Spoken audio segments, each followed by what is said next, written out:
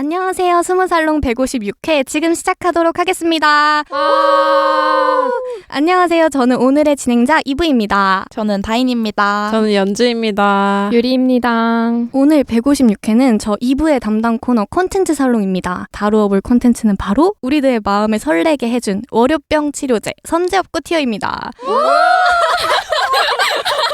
우와 귀엽다. 어머 이거 너무 찐텐인데요? 계속 이렇게 과몰입해주세요.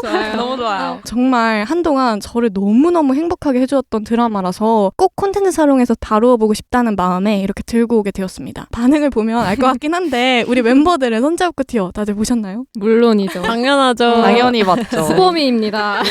열혈 수범이. 완전 수범이. 저 통통이에요. 통통이에요? 네, 변은석 팬 애칭 통통이입니다. 맞아요. 팬명이. 저 오늘 하얀색 블라우스 입고 왔잖아요. 이따가 끝나고 포토이즘 변우석 프레임 찍으려고 입고 온 거거든요. 왜 그걸 혼자? 짱이다. 거기 변우석 씨가 하얀색 하복 입고 계셔가지고 교복 하복 이런. 깔맞춤 하려고 하얀색 입고 왔습니다. 우리 다들 시청자였다고 하니까 이제 잔뜩 과몰입해서 한번 시작해보도록 하겠습니다. 본격 콘텐츠 살롱에 들어가기에 앞서서 선제업구 티어 줄거리 짧게 소개드릴게요. 만약 당신의 최애를 구할 수 있는 기회가 온다면 삶의 의지를 놓아버린 순간 자신을 살게 해줬던 유명 아티스트 류선재, 그의 죽음으로 절망했던 열성팬 임솔은 최애를 살리기 위해 시간을 거슬러 2008년으로 돌아갑니다. 다시 살게 된 19. 목표는 최애 선재를 지키는 것. 그러나 선재의 죽음은 지독한 운명처럼 계속해서 반복됩니다. 어떻게든 지독한 운명의 고리를 끊기 위해 과거와 현재를 오가는 솔과 선재의 이야기를 그린 타임슬립 로맨스 드라마입니다. 감사합니다. 과몰입 토크를 하려면 일단 먼저 여러분의 마음에 있는 선재를 조금 끌어내야 될 것 같아서 지금 우리 사랑하고 있는 사람이 다 한 명씩 있잖아요. 우리 멤버들의 선재에 대해서 얘기를 좀 나눠보려고 해요. 소리는 큰 사고로 다리를 잃어서 삶의 의지를 잃고 하루하루를 살아가던 중에 자신에게 담담하지만 따뜻하게 위로를 건네오는 선재 덕분에 삶의 의지를 되찾고 그런 선재에게 입덕을 하게 되잖아요. 여러분 마음속에 최애와 입덕을 하게 된 계기가 있나요? 저는 이미 다들 알고 계셔가지고 너무 잘 알죠. 20살 멤버분들 그리고 이걸 꾸준히 듣고 계시는 청취자분들은 최애가 아이유라는 것을 아이유님이란 것을 알고 계실 텐데요. 저 같은 경우는 그냥 자연스럽게 제 삶에 그냥 스며든 것 같아요. 특별한 뭐 순간이라고 뽑으면 이제 나의 입덕 연대기 1편에 말했었어요. 그걸 들으시면 좋을 것 같고요. 저는 막 소리처럼 큰 계기는 아니지만 자연스럽게 스며시 제 삶의 원동력이 되고 보고 있어도 그냥 너무 행복하고 웃음이 저절로 나고 그랬던 것 같습니다. 제 최애 혹시 아시나요? 저번 녹음 때 얘기했는데 이걸 녹음해서 얘기한 적이 별로 없어서 다들 모르실 것 같아요. 저는 엑소의 도경수 씨. 그 다인이가 하고 싶었던 그 스윙키즈? 맞아요. 네, 저 그래서 알고 있어요. 그 댓글에 제가 열변을 토했어요. 그거는 이제 사랑이 아니면 그런 엄청 길게 썼던데요. 네, 제 인생 영화를 소개하는 코너인데 제가 그때 아파서였나? 못 나왔어요. 근데 너무 까시는 거예요. 누가 깠어요? 누가? 그니까. 시구 오빠예요. 시구 오빠 듣고 있죠? 그래서 제가 댓글로 아주 열변을 토했던 제가 처음에 입덕을 한 게 12살 때예요. 그때 엑소가 한창 으르렁 나오고 엑소의 쇼타임, 뭐 12월의 기적 해서 완전 엑소 시대가 됐을 때였는데 사실 처음에는 좋아하는 척이었어요. 왜냐면 학교에서 친구들 얘기에 끼려면 엑소를 좋아해야만 했거든요. 맞아요. 그래서 일부러 막 멤버 이름 다 외우고 얼굴이랑 매칭시키는 연습하고 나이 외우고 막 이랬었단 말이죠. 그렇게 좋아하는 척을 하다 보니까 어느 순간 제가 진심이 된 거예요. 근데 처음에 입덕을 했을 때는 도경수 씨가 최애는 아니었고 루한이라고 오랜만이다. 그분으로 이제 입덕을 했다가 1년 정도 지나니까 원래는 도경수 씨가 그렇게 잘생겼다고 생각을 안 했었는데 갑자기 너무 잘생긴 거예요. 그때부터는 완전 푹 빠져버려서 그렇게 시간이 흐르고 지금은 그때 제가 따라 좋아하게 만들었던 그 친구들이 이제 다 사라지고 저만 덜렁 남아서 지금 최애가 된 지 10년이 넘었다. 좋겠다. 그러면 그거 봤어요? 아이유 팔레트 국영수. 당연히 맞죠. 여기 접점이 있네요. 노래가 아주 듀엣이. 저는 사실 최애가 이렇게 쭉 이어진 경우가 없거든요. 지금도 사실 없어요, 최애가. 이거 뭐라고 말해야 되지라고 생각을 했는데 그럼 여전히 좋아하는 아이돌이라고 하면 저는 장원영 진짜 좋아요. 푸듀 시절부터 지금까지 진짜 너무 좋아하거든요. 그래서 제 마음속 최애는 원영이 아닐까요? 사실 저도 진짜 여러 번 얘기를 해서 아마 아실 분들은 아실 거라고 생각해요. 저도 근 10년 동안 고정이기 때문에 저도 입덕을 하게 된 계기가 처음에 단독 콘서트를 하는 그 장면을 보고 빅스도 그렇게 큰 소속사가 아니기 때문에 되게 힘들었거든요. 막 방송사도 못 잡고 막 이랬을 때 뭔가를 너무 열심히 하는 그 모습이 너무 멋있는 거예요. 그래서 제가 그때 그거를 보고 그냥 완전히 치여버렸어요. 너무 잘 됐으면 좋겠다. 사실 아무것도 모르는 사람을 그렇게 응원해본 게 처음이었어요. 그래서 드라마를 보면서 소리 마음에 더 이입을 많이 하게 됐거든요. 그냥 무조건적으로 응원하는 마음. 사실 그게 팬이잖아요. 여러분들에게도 다 선재가 있으니 한번 좀 우리 과몰입을 해서 다음 질문을 한번 넘어가 볼게요. 소리에게는 선재가 잃었던 자신의 삶의 의미를 되찾아준 그런 너무 소중한 사람이죠. 소리는 선재가 죽었다는 비보를 듣게 되고 선재를 살릴 수 있길 간절하게 바라면서 과거로 회귀를 하게 되는데요. 만약 과거로 회귀하면서 무언가 하나는 반드시 잃어야 한다면 여러분은 어디까지 감당하실 수 있을까요? 예를 들면 어떤 뭐 여러분이 가장 애썼던 어떤 뭐 업적일 수도 있고 뭐 내가 지금까지 잃어왔던 어떤 것일 수도 있고 소중한 거는 되게 종류가 다양하다 보니까 어떤 것이든 구애받지 않고 뭔가 하나를 그냥 반드시 버려야 한다면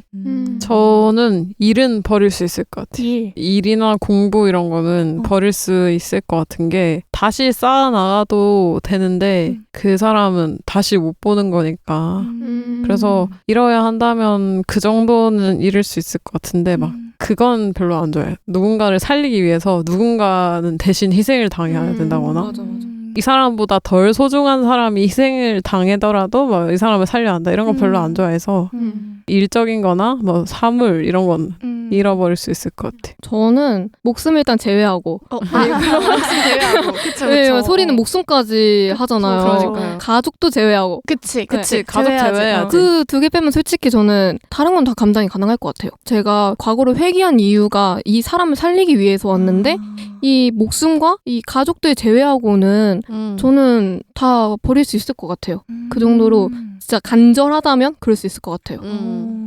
저도 웬만하면은 다 버릴 수 있을 것 같은 게 저는 만약에 지금 과거로 돌아갈 수 있다면 솔직히 최애의 사고도 사고지만 제 사고를 막고 싶거든요. 그치, 그쵸.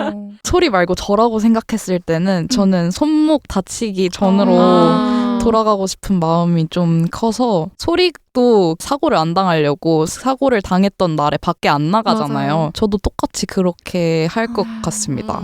1화에서 소리가 하반신 마비가 오고 너무너무 우울해하고 더 이상 삶을 살기 싫어하잖아요. 근데 저는 그게 정말 공감이 너무 많이 돼가지고 물론 지금 저의 병과 소리의 하반신 마비는 너무 비교할 수 없는 고통이긴 하지만 그 감정이 너무 공감이 돼서 보기가 힘들 정도였어가지고 아무튼 그래서 저는 손목 다치기 전으로 돌아가서 팔 근육도 좀 키우고 운동 열심히 하고 마우스 버티컬로 바꾸고 그냥 제가 할 수 있는 거 다 할 것 같아요. 그리고 그때는 제가 위염도 생기기 전이었어가지고 제 위염의 시발점이 된 그날도 얌전히 집에서 집밥 먹을 것 같고 그렇습니다. 제가 진짜 가깝게 지낸 사람들이 저를 기억을 못하면 뭔가 바뀌어있거나 이러면 되게 무서울 것 같은 거예요. 근데 뭐 가족이라던가 아니면 진짜 내가 오랫동안 좋아했던 연예인이라던가 이렇게 만약에 살리러 가야 된다면 그런 거는 기꺼이 좀 어느 정도 감수를 할 수 있지 않을까?